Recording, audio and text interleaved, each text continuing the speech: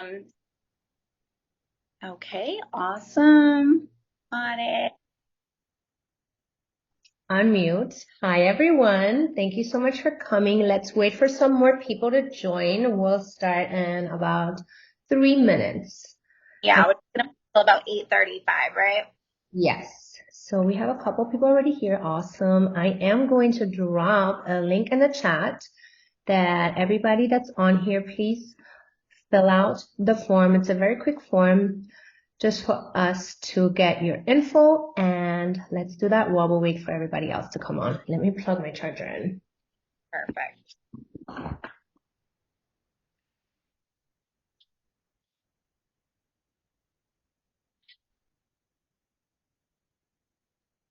I'm excited. I feel like I have so much information to share.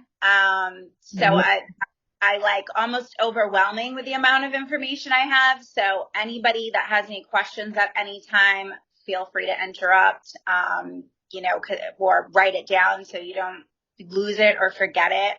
I'm going to try to cover as much as I can. We are at 40 minutes. So if we're starting at 8:35, we'll have about 35 minutes. And there's way too much information to cover in that period of time, but I'm going to touch on the most important stuff and just kind of give everybody some direction when it comes to home buying, maybe some information that, you didn't know that's going to help you along the way. Maybe possibly bust a couple myths because I see those all over the internet.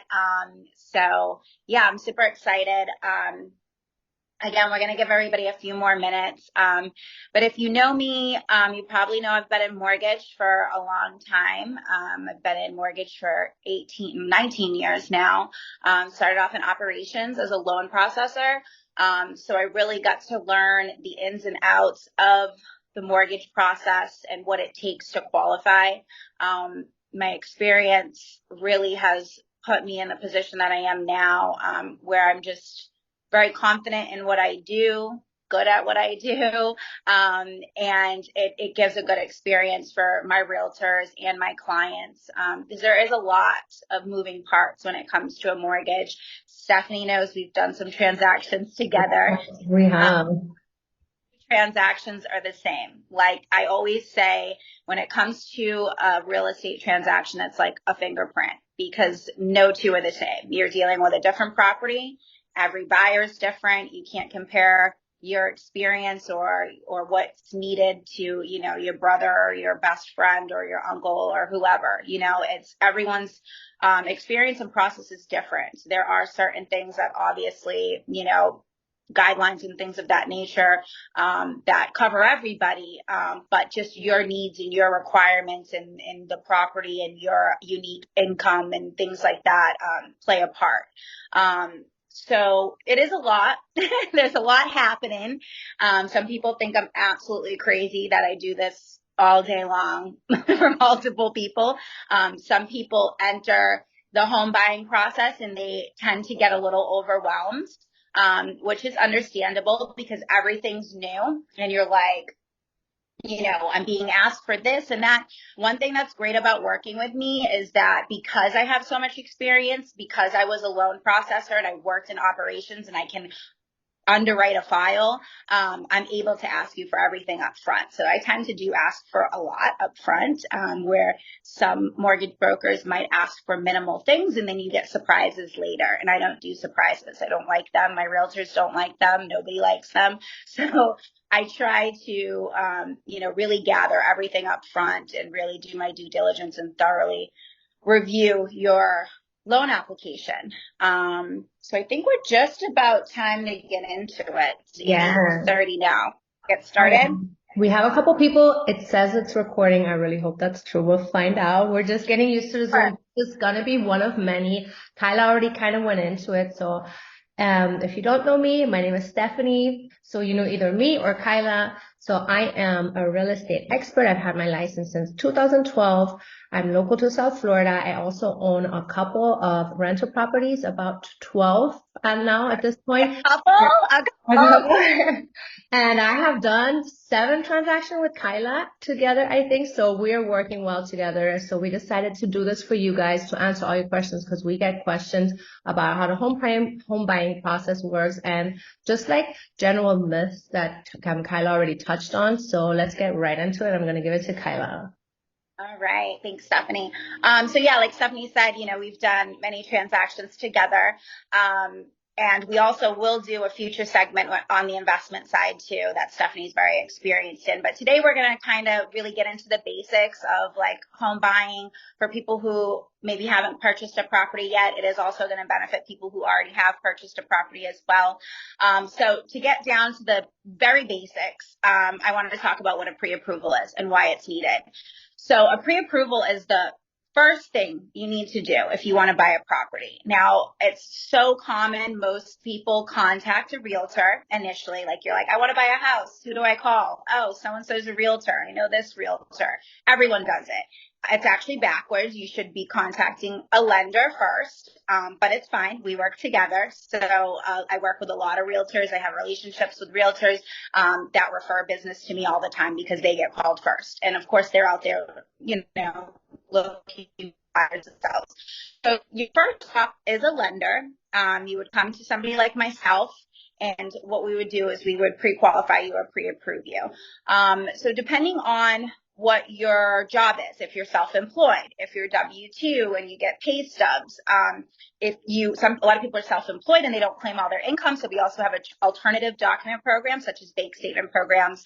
We have CPA letter programs. Now with alternative documentation programs, interest rates are higher, down payments higher. You're higher risk, obviously, but we'll get a little bit more into that. I don't want to overwhelm you guys too much. But the basics would be is I would send you a link for application. You would fill it out with your information just about yourself. And then what I would do is I'm going to analyze your income and your credit, and I'm going to determine what program you qualify for and what your buying power is. How much house can you afford? So the reason a pre-approval is so important is, one, we want to make sure you have the credit to qualify, right? And then we also want to know how much house you can buy. It makes absolutely no sense for you to go look at property and you don't know what you can afford. It doesn't make any sense at all. You could be out there looking at properties, for $500,000, but really you're qualified for $300,000. And that would be really disappointing and a real waste of time for you and your realtor to be out looking at properties that you don't even qualify for. And not only that, maybe you do qualify for the $500,000 property, but maybe your payment is more than you really feel comfortable with, right? So you might be qualified for it ratio wise, but you might be like, you know what, Kyla, this payment is just too much for me. I need to be more around, say, I don't know, $2,200 a month. And then we would structure things according to that. So it's so important to get pre-approved first. You don't want to waste your time and you don't want to waste a realtor's time. Any seasoned realtor has been burned and learned their lesson, and they will not go out with you without a pre-approval. They'll say no, it's not worth their time. They're going to send you to a lender to do so. So you would fill out your application. I would request from you the documents that I need based on a brief conversation that I had with you, knowing whether or not you're self-employed or you're W-2. And then I would analyze those documents. Now, we have conventional loans and we have FHA loans. Those are the most common types. I have many other loan products too, which I'll get into probably more in another Zoom, but let's talk about FHA and conventional. Those are the most common. Those are the ones you hear about. Those are the everyday loans that people do. The difference between the two. Now, with people tend to think FHA is actually the lowest down payment, but really there's a conventional loan product. There's two, Home Ready and Home Possible, and those are 3% down. So it's actually less than FHA. The way Home Ready and Home Possible work is depending on where you're looking to buy, literally down to the address. Say you're like, Kyla, I'm interested in this property and you send me the address, I would plug it into, it's a search tool, search engine. I would plug in that address and it would give me what is the median income limit for that area. So that would help me determine whether or not you fall into the criteria for this Home Ready or Home Possible program. Every area is different. Some of them you can't make more than $70,000 a year. Oh, I'm sorry.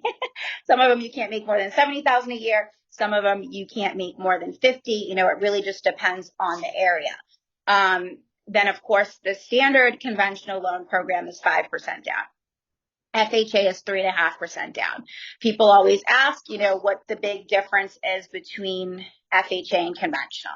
The main difference would be, of course, down payment, and then the mortgage insurance. So any property, that any loan that you get that you don't put 20% down, you put the minimum down or anything less than 20%, it carries mortgage insurance.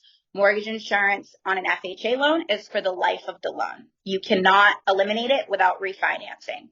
Mortgage insurance on a conventional loan can be removed once you accumulate 20% in equity. So that would be something like, for example, when I purchased my house, I put 5% down on a conventional loan. As my equity grew on my property, I then went to my lender and I requested to have my mortgage insurance removed. They did make me have some stupid waiting period. Every lender is different, but eventually I got it removed without having to refinance. Now, if I had an FHA loan, I would have to refinance. So that's the main difference between the two. The other difference is your debt to income ratio on an FHA loan is higher. You can go up to 56.6% versus on a conventional loan, you're capped at 50%. Doesn't sound like a huge difference, but it really is when you're dealing with liabilities on a credit report and payment and rate and things of that nature. So outside of that, let's talk about credit. So a lot of people think that they need a higher credit score than they actually do to buy a house. We actually have loan programs with credit as low as 500, which is crazy.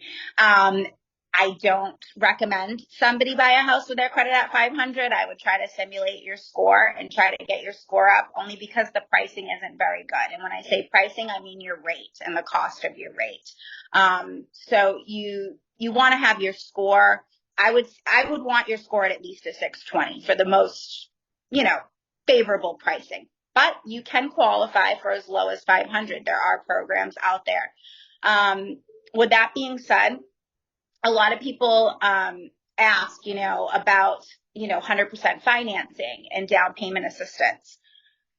So what I always tell people, with 100% financing, it's available, but there's no free lunch. So a lot of people have this misconception that, you know, they're getting something for free. You're not. So lenders always want to make money.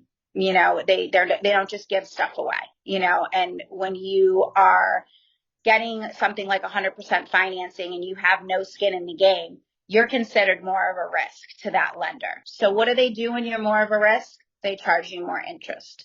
So, you know, that's something that you have to take into consideration. Now, when you need that down payment assistance, you know, if that's something that you need and you're like, hey, you know what, this is going to get me in the property and I can refinance in 6 months to a year and I'll be in a better position then so be it. Do it. You know, I'm all for it. But if you have the funds, utilize your funds to put yourself in that position initially.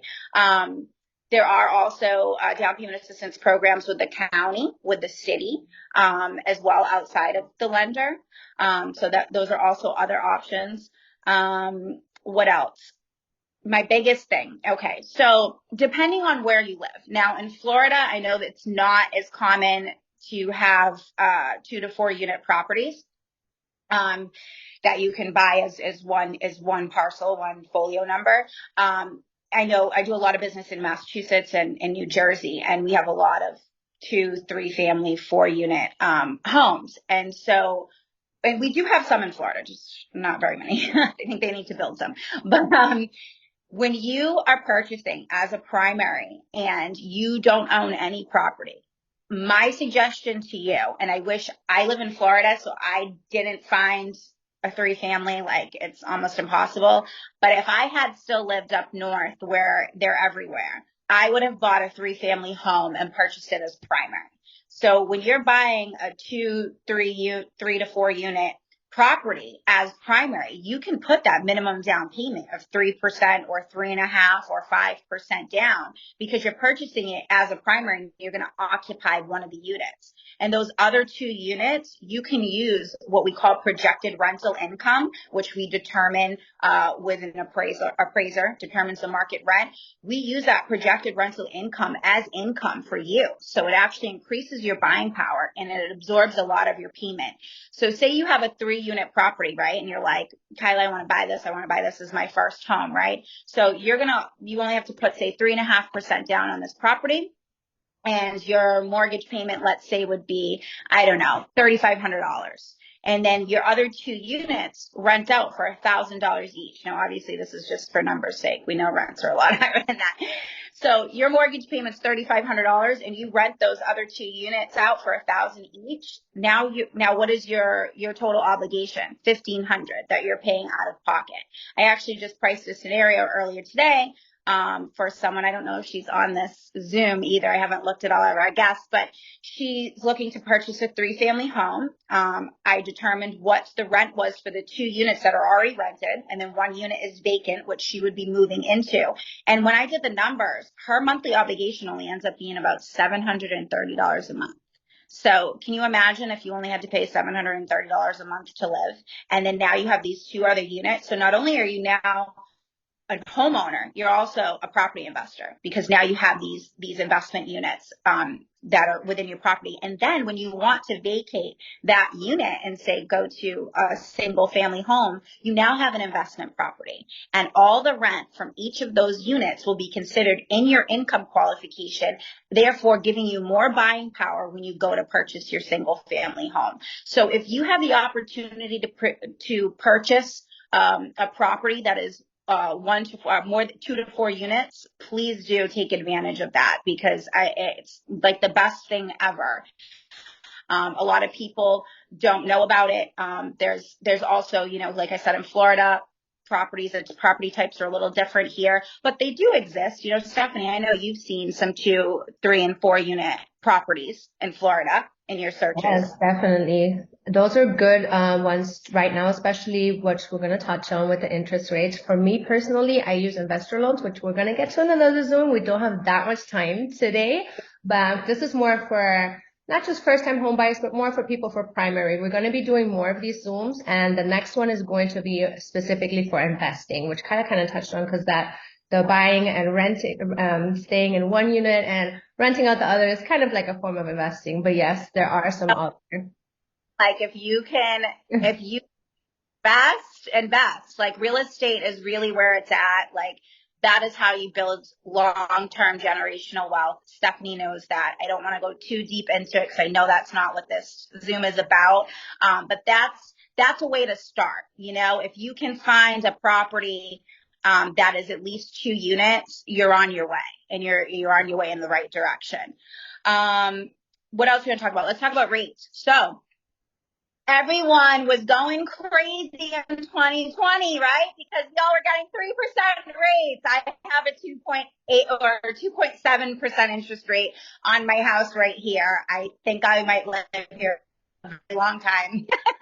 And then when I don't live here anymore, I will rent this property. I will absolutely never sell it because I will probably never see that rate again. And I work in this business. It doesn't exist, However, rates are not crazy, and they're definitely no different than they have been over the years. Everyone got so spoiled by this 3% range that we were in. So now everyone's like, oh no, I'm not buying. The rates are so high and the market's gonna crash. Okay, stop.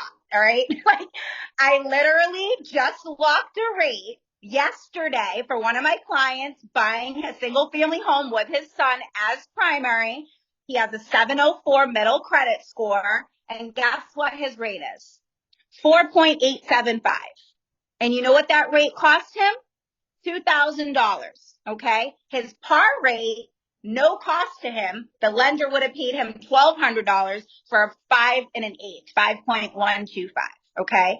So he decided to buy down to that 4.875. It made sense. We did the numbers. That's something that I would get in with you when that time came.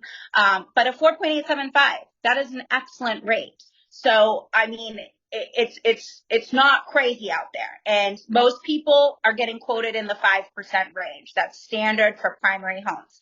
Now, investment properties, like I said, we're not touching on that right now, but investment properties, the rates are higher. They're usually 1.5% higher. Full documentation. Full documentation means tax returns, pay stubs, things of that nature. When you do what we call alternative documentation, and you can buy primary or investment with alternative documentation, that's bank statements, that's asset based, like Stefanie does the DSCR programs. We'll talk about that in another segment. Those programs do come with higher interest and higher down payment because you're considered more of a risky investor. Because obviously when you have pay stubs and tax returns where you're claiming a certain amount of money, then they're like, okay, we know this is guaranteed. I know with a lot of self-employed people don't claim their money. They don't show what they make. They don't want to pay Uncle Sam. I get it. I always tell people, you either got to pay Uncle Sam or you got to pay the bank.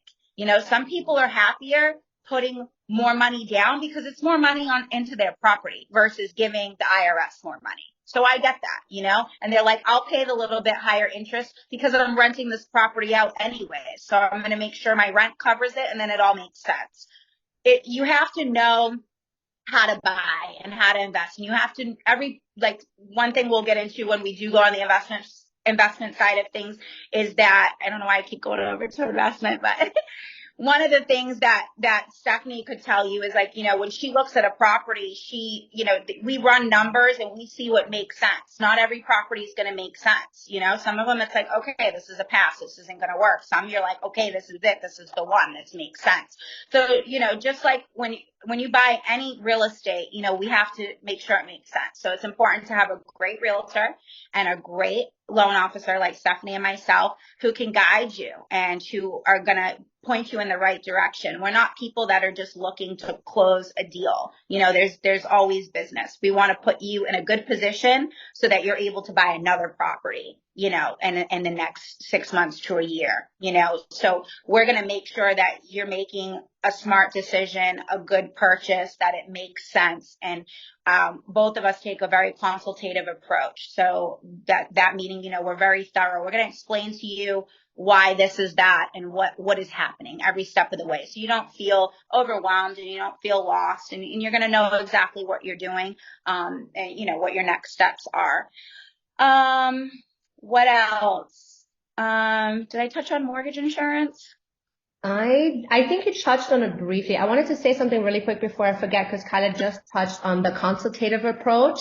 So what we will do is when you're ready to buy, really, what I like to do is I do a buyer consultation because I want to ask you 500 questions so that I only have to show you 5 homes instead of asking you 5 questions and then I'm showing you 500 homes and everything becomes totally chaotic. So that's the goal. So, but ideally what happens is you can reach out to her or you can reach out to me when you're ready. But what we'll do is we'll start with her because she'll tell us the budget. Because without the budget, I can still do most of the consultation. But to be able to do the full consultation and really look at the homes, which is the fun part, you know, everybody wants to look at the homes. We need to know the budget because we have no way of knowing what you can afford unless you're buying cash, of course, which then the seminar is not really for you. But yeah, so that's what we will do. So you come reach out to me or reach out to her. And then the first step is to talk to her and then to me. And then now we can go back to mortgage insurance. So I would say like the thing that I hear most when I ask people like, you know, what is preventing you from buying? So lately, you know, it's been the rate thing. So I already touched on that, right? Rates are great. You know, like rates were normally in, you know, the 6-7% range. We're now in the 4 and 5% range. So there's no more of the rate talk. Okay. Then we had the whole market crash thing. Oh, the market's going to crash. The property values are going to go down. Okay. Let me just touch on that. So we've been saying that since 2020, right? It's 2023, April of 2023. So we're now going into the second quarter of the year. Market stable, right? Stefanie, the market is stable. It's been stable. Okay. It is. Sorry, properties. Definitely in South Property values are not declining. Yeah, in South Florida, I Yes. can tell you one thing. I'm not sure if everybody's in South Florida, but it's not going down. Right. That's what I was just going to say is there's the national market as a whole where they do their statistics or whatever. And then there's your local markets, right? I know for sure the people that are on this call are pretty much Florida, Massachusetts, New Jersey. All those markets are good. They're super healthy. There's no properties are declining. There's very few markets where properties have seen a slight decline. Now, the reason there isn't a decline is because there's no reason for it. Everyone is working. People are making money. There's plenty of jobs. Like it's like there's businesses like dying for people to work. Okay. Plenty of jobs. Here's the other thing. When you talk about the market crashing, if you are to actually research the real estate market crashing over the years, over the past, I don't know, however many decades, let's just say 5 decades, over the past 50 years, anytime there was any effect to the real estate market, like for example, let's talk about 2008. I was working in the business in 2008. That crash in the market was directly due to predatory lending. Okay. They were giving out mortgages to, if you had a heartbeat and a pen, you got a mortgage. Like literally, it was like we were just printing loans left and right. Everyone could get a mortgage. You get a mortgage, you get a mortgage, everyone gets a mortgage. And the problem with that is people weren't properly qualified. The other problem with that is we were giving people adjustable rates. So people were stating they made X amount of money so that they could either refinance their house and get a bunch of cash out, or they were buying properties that they couldn't afford, right? And then 2 years later, 3 years later, depending on what adjustable rate they got in, whether it was a 228 or a 327 or a 525, your rate adjusted after that fixed term. So you either had a 2-year fixed, 3-year fixed, or 5-year fixed. If you didn't refinance prior to that adjustment, guess what? Your payment shot up. Guess what? You can't afford it. You could barely probably afford the first mortgage that you had with the way that they qualified people that back then. You definitely weren't going to be able to afford it when your payment went up. I remember my cousin Paul calling me like, "Cuz, help me." Like, he's like, my payment just shot up because my rate adjusted and there was nothing I could do. I was like, there was no way I could get him out of that because what happened is the property values did decline and now he had negative equity. So there was nothing to refinance. I couldn't refinance him because he had negative equity in his home. So the great thing about now is that everybody's in fixed interest rates, right? People have plenty of equity in their home. People have gained so much equity at like a rapid rate, so an abnormal rate. So in a normal market, your property increases 3 to 5% a year appreciation, right? We've seen, obviously, I think it was like 12% or more than that annually since COVID, since 2020. Not normal, but great for us, right? So everyone has plenty of equity in their home. Everyone has fixed interest rates. Everyone's working. Everyone has jobs. Nobody's getting foreclosed on because everybody can afford their house. And the way we qualify you for a mortgage is so stringent. It is so thorough. I mean, there is guidelines on top of guidelines. You're never going to be with a property that you can't afford. So you're not going to lose your property. So if somebody needs to get out of their property for whatever reason, say they lost their job, whatever the case may be, they can either pull equity out of their home, which I don't recommend this, but pull equity out of their home to float them till they get another job. They can sell their property and absolutely profit from it and then just walk away. So there's and people are looking for inventory. People need homes. So there's no market crash. There's no reason for it. What would cause the market to crash? Like, think of the things that would cause the market to crash, and none of those things exist. This is the other thing. People go, well, what if I buy a house and then property values decline? Then what? I'm like, you keep living there. What do you mean? You just don't sell it. I don't think you should sell any property you acquire anyways. I think you should keep it forever.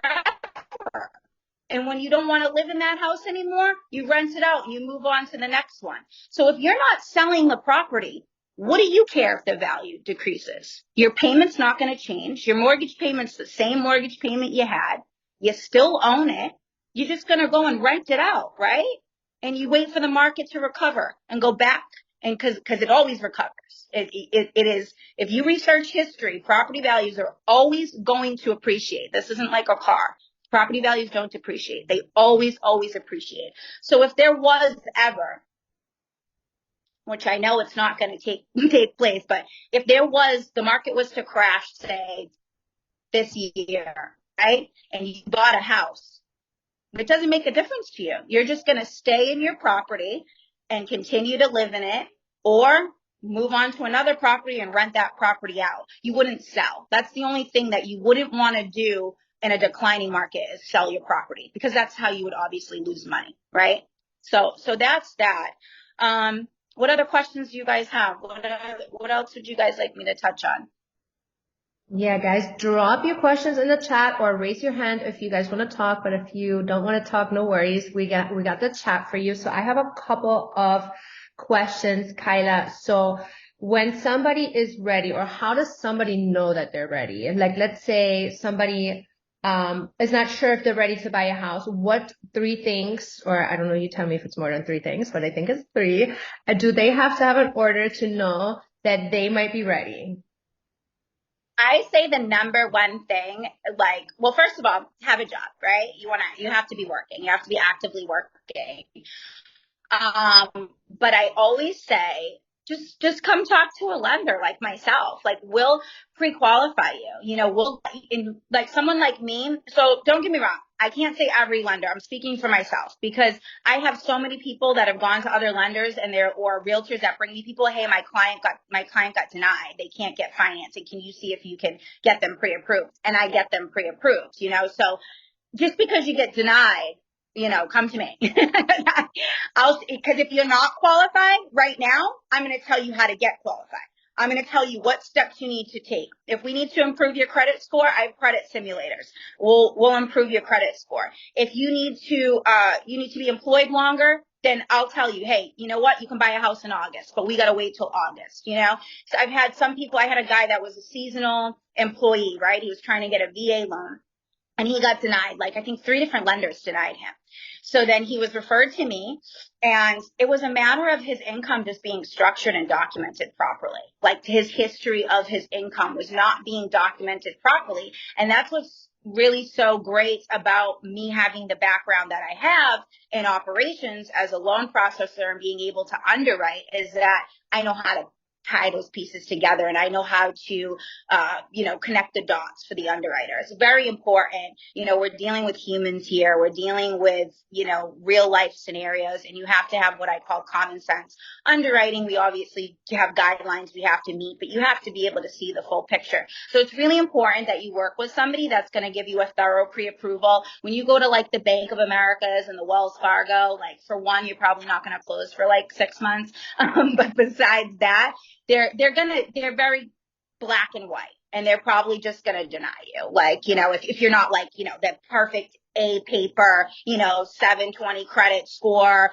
been at my job for 5 years, I make salary, like, if you have anything funny about your income, or you get any type of alternative types of pay, like bonuses or commissions or overtime or things like that, it has to be calculated and structured properly. And it's not as simple as one may think. There's certain guidelines depending on the loan product. And that's what I'm here for. You're not expected to know all of that. But I would say just make sure you have a job. We do want 2 years history, but you don't have to be at the same job for 2 years. And you also I've had people that are 20 years old, and they're like, I was in college and I left college, and now I've been working at this job for the past year, and I make salary, whatever the case may be. And I say, okay, so I need to just see that you were in school. Get me school transcripts, right, for that other year, because you've only been employed for a year, because there's a 2-year employment requirement. But if you can show me school transcripts, I can do that. I've even had people come from other countries, and I had to document that they were in school or working in whatever country that they're from, and that they've only been here for, say, a year. And so they only have 1 year work history in the United States. So you have to just work with somebody who's able to look at all the analyze those things and see how to make it work. If I ever have a client that I can't find a way to approve, it like makes me crazy because I'm like, I know there's a way. I know there's a way. There's always a way. You just might not be ready right now. But when you talk to the right person like myself, I will guide you. I will let you know what steps you need to take to get there. And we'll have those goals set. And I'll literally hold your hand through the entire process to make sure that, you can reach your goal of owning a home, because everybody, and I'm going to tell you right, if you're paying rent, you're paying a mortgage. It's just not your mortgage. You're paying someone else's mortgage. And why would you ever want to do that? Pay into your own investment, pay into your own property. With what rents are now anyways, the money you're spending is definitely the cost of a mortgage. I would love to help whoever out. I would love to answer your questions. I always tell people, don't be afraid to come to me, because some people are like, oh, they're worried about their credit. They're worried about their income. They're like, I don't have enough money saved, all of these different things, that prevent them from coming to me because they just don't feel like they're ready and they don't want to be like turned away. But I'm never going to turn you away. I'm just going to tell you what you need to do. And even things like, not having enough money saved, there's options for down payment. There's different structures that we can do to help you with down payment. There's things like seller credits as well. I know Stefanie, being a realtor, she could touch on that a bit. When you get an inspection on your home and there's things that need to be repaired in the home, Stefanie can touch more on it, but there are things that need to be repaired in the home that come back on your inspection report. You can ask for seller credits, and those seller credits help you with your cash to close. We have 2 questions. I think Ria raised her hand. Ria, would you like to ask a question? So Kyla kind of touched on it. I was asking a question about how much you really have to have saved in your bank account. Great question. I know she said you have to have a 2-year history at the same job, but how much do you really have to have in your bank account? So you don't have to all pay bills, so it's money coming out, and then everyone says something different. They're like, oh, you're supposed to have this certain amount. You're not supposed to touch your account. Your credit score is low. Like, my credit score is like in the middle, but not so great. So. Okay. So as far as credit goes, like I said, you can go as low as 500. I would work to get your credit score up. I would help you with that. I would do a soft pull on your credit now, see where you're at. It would be actually you have to get at. And we would do what's required to get your score up, because I want you to have the best score that you can possibly get to be able to, get the best rate that you can possibly get. Outside of that, as far as down payment goes, I'm not going to say that you have to have a specific amount saved, because it really depends on how much house you want to buy. Now, you could look in your area and be like, all right, say you go on Zillow, right? And you're like, well, the houses that I like are really like around 400,000, right? So you're going to want to do the math when it comes to that minimum down payment on a $400,000 house. Let's say you can do the Home Ready, Home Possible program of 3%. So my math isn't that good off the top of my head. Stefanie, if you want to calculate 3% on 400,000 is how much? Wait, I got it right here. So 12,000, right? So that's your down payment, 12,000. Then you have your closing costs, which are usually another 3 to 5%. So let's say 400,000, 5% is 20. So let's say you'd need about $32,000 to be able to purchase a $400,000 house. Now you say, oh my God, I don't have that much. I have like maybe 10, right? So then now we want to look into different down payment assistance options, whether it comes from the county, comes from the state, or lender credits. Or you could entertain the 100% financing program. Like I said, those things are good if you're trying to use for property and you're like, listen, I just don't have that money saved and I just don't know how I'm ever going to come up with that anytime soon. That's when you'll utilize a program like that.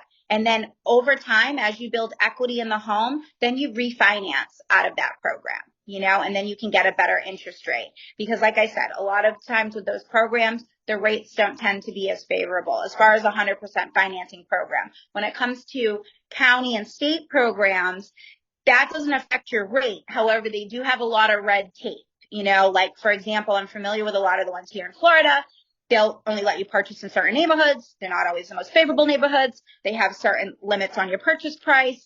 There's a lot of like red tape, which makes it difficult when you're searching for property, because it's already difficult to find a property that you like, you know, especially, you know, there's not that much inventory out there pretty much everywhere. So, you know, you don't really want to deal with red tape. But if that's a bridge you have to cross, that's a bridge you have to cross. The options are there. So the other thing too that a lot of people don't realize, a lot of people have 401ks and they don't realize, like, you can pull money from your 401k and use that towards down payment.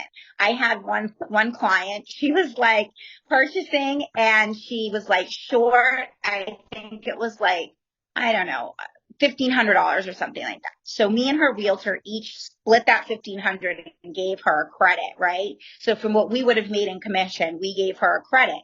Well, then she needed to show reserves. So she was like, don't worry, I have a 401k. And I seen on her pay stub that she made 401k contributions. When she ever sent me her 401k statement and she had like $140,000 in there,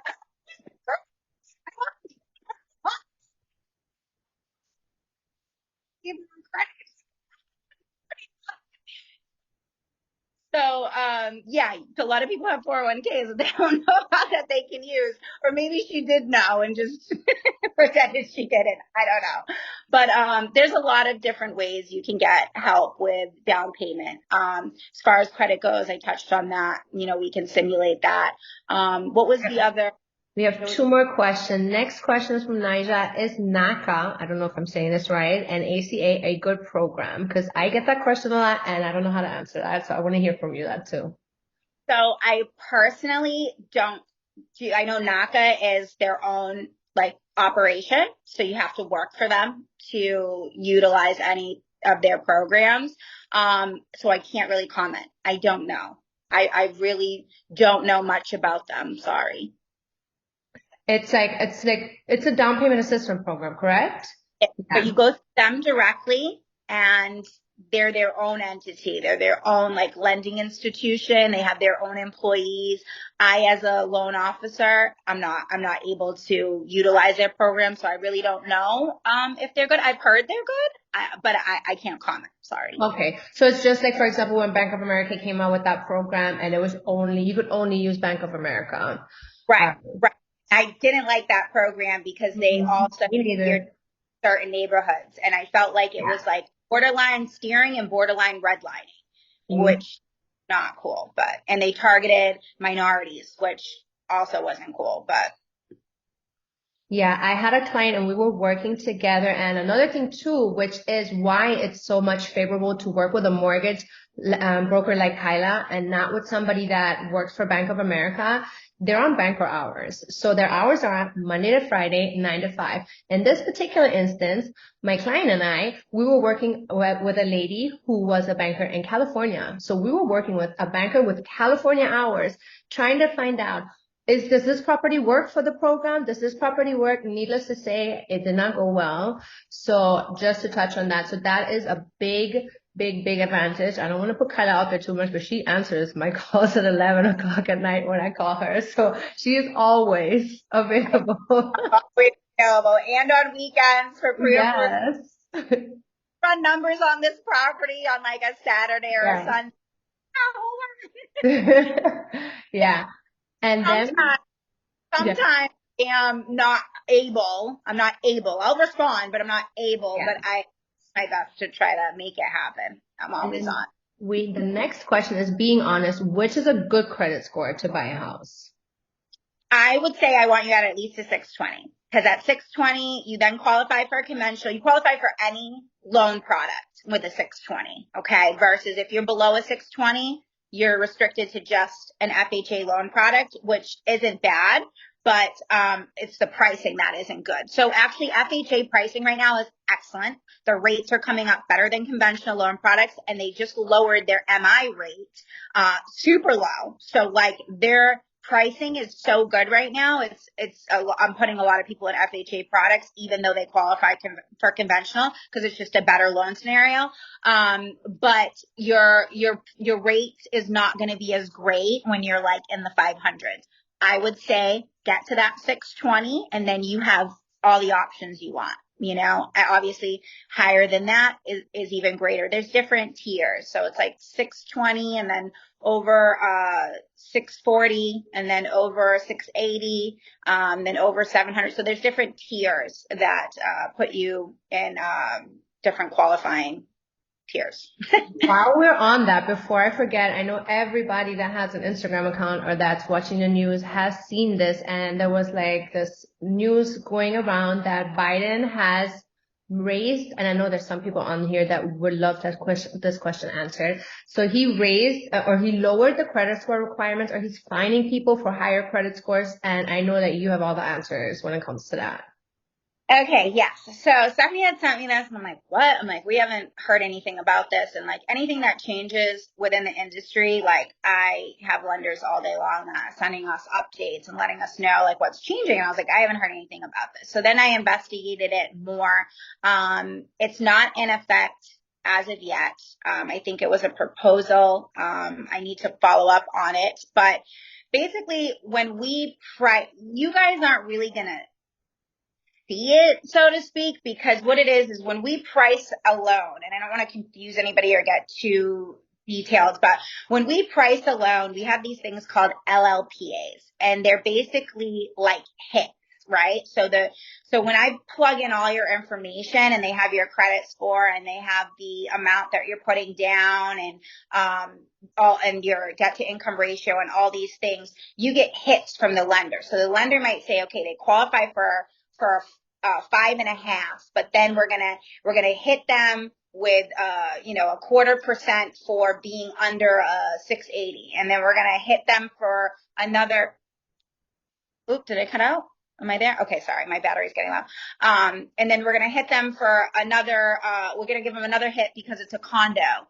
So they're gonna give you a hit for your credit score. So the way it's already built into the pricing system is that it's actually helping people with lower credit scores so that I guess they can qualify for more, so that they're out there buying, because it's the prices are so high, and with the rates not being 3% anymore, like the property values being higher, I guess that's what they're trying to do, is to offset it. So it is a real thing. But what we would do is the difference in payment would, like, my partner actually did some math. So the difference in payment on the same scenario was like the person with a better credit score would actually have a payment of like $40 more a month, and they might spend like $500 more on rate, which my partner even said, if we had a scenario like this, like we would just give that person the $500 credit. You know what I mean? So that they're not actually paying more for the rate than the person with the lower credit score. So unfortunately, it is a real thing. I would have to like literally show you in writing so that you could really understand it. But it's something that's built into the cost of the rate. So you really wouldn't see it, but we know it's there. We know it exists. So that's another good reason why it's favorable to work with a mortgage broker such as Kyla, so that you get the benefit of getting all these products and all these things. Like, they're able to work with you when you're working with a bank, even though like you might be going to your bank and you have Wells Fargo or Bank of America or whatever, and they will offer you something and you think, wow, this is a big institution, this is the best way to go. But in reality, unfortunately, it's not the case. And of course, they try their hardest not to let people know that. And of course, you wouldn't know if you haven't been through this or if you haven't attended like a seminar such as this. Right. So I don't know if you have any more that you want to tell us, or if anybody has any more questions. If not, everybody that's on the Zoom, we have all the way at the top of the chat, we have a little intake form. I would love for everybody to fill it out. It's very quick, and then we can send everybody the recording from today. Is there anything else that you wanted to tell everybody? I would love for you guys to reach out to me and see, what you qualify for. And if you're not qualified yet, what it takes for you to get qualified. I would love to help you. I know some people are like, hey, I don't feel ready, or I've been turned down before. Reach out to me. Let me tell you what you need to do to get ready. Or hopefully I can just tell you that you actually do qualify. And whoever you were dealing with didn't really know what they were doing. I hate to say that. Sorry. I just saw one more question from Luigi, and then Salomon. Salomon, we're gonna have another investing Zoom coming up very soon. So we're going to answer your question there. But then there was another question from Luigi. Does your age matter if you're buying a house? No, your age doesn't matter. You obviously have to be at least 18 years of age, because you have to be a legal adult. But no, your age doesn't matter at all. And there's actually some programs that actually benefit seniors as well. Awesome. Well, thank you guys so much. We're really happy that you were able to make it. We hope to talk to you guys soon. Remember, you can always reach out to us with any questions you might have. So I hope everybody has a great night. Thank you. And listen, if you want to reach me by phone, it's 305-748-0425. Again, 305-748-0425. My email is Kyla@amethystmortgage.com. And my Instagram is mortgage.made.easy. I'm writing this in the chat, and then I'm gonna mortgage.made.easy is your Instagram, right? I'm putting Kyla's info on here, and I'm putting my.made.easy. Let's not talk at the same time and do this. And then I'll put my info as well, and we'll be in touch. Thank you. Guys for joining. Look forward to speaking with you soon. And look out for our next Zoom. All right, bye. Bye. Bye. Thanks so much, guys. Bye. Thank you. All right.